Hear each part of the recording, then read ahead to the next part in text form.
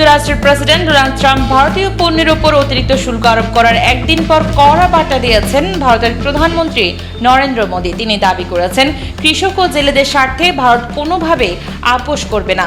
বৃহস্পতিবার এক প্রতিবেদনে এই তথ্য জানিয়েছে ভারতীয় সংবাদ মাধ্যম এনডিটিভি। দিল্লিতে এমএস স্বামীনাথন শতবর্ষ আন্তর্জাতিক সম্মেলনে ভাষণ দিতে গিয়ে মোদী বলেন, কৃষকের স্বার্থই আমাদের প্রথম অগ্রাধিকার। কৃষক, পশুপালক ও জেলেদের স্বার্থ রক্ষায় ভারত কখনো আপোস করবে না।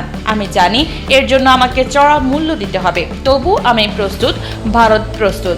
এর আগে বুধবার প্রেসিডেন্ট ডোনাল্ড ট্রাম্প রাশিয়ার তেল কেনায় ভারতের ওপর অতিরিক্ত 25% শুল্ক আরোপ করে নির্বাহী আদেশ জারি করেন। এর ফলে যুক্তরাষ্ট্রের ভারতীয় পণ্যের ওপর মোট শুল্ক দাঁড়ালো 50%। ট্রাম্পের নতুন নির্বাহী আদেশে বলা হয়েছে, এই আদেশ জারির 21 দিন পর থেকে এটি কার্যকর হবে। প্রেসিডেন্ট ডোনাল্ড ট্রাম্প অবশ্য এর আগেই ভারতের শুল্ক বাড়ানো হতে পারে বলে সতর্ক করেছিলেন।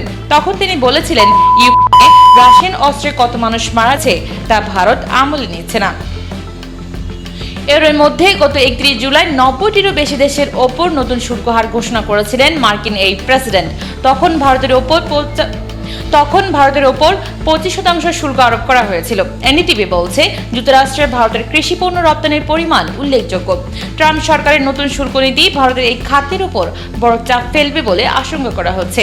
সর্বশেষ ঘোষণায় ট্রাম্প ভারতীয় রপ্তানির উপর অতিরিক্ত 25% শুল্ক বসানোর কথা জানান। এর আগে গত 20 জুলাই ভারতের পণ্যের উপর আরও 25% শুল্ক আরোপ করেছিল যুক্তরাষ্ট্র। সব মিলিয়ে এখন ভারতের রপ্তানি পণ্যে মোট 50% শুল্ক কার্যকর হচ্ছে। যুক্তরাষ্ট্রের এই সিদ্ধান্তকে অন্যায়, অযৌক্তিক ও অগ্রহণযোগ্য বলে আখ্যা দিয়েছেন ভারতের পররাষ্ট্র মন্ত্রণালয়। তারা জানিয়েছে, ভারতের জ্বালানি আমদানি একান্তভাবে বাজার বাস্তবতা ও 140 কোটি মানুষের জ্বালানি নিরাপত্তা বিবেচনায় করা হয়। সেই বাস্তবতা অগ্রাহ্য করে একতরফা শুল্ক আরোপ করায় ভারতের গভীর হতাশা প্রকাশ করে মন্ত্রণালয় বলছে, জাতীয় স্বার্থ রক্ষায় প্রয়োজনীয় সব পদক্ষেপ নেবে ভারত।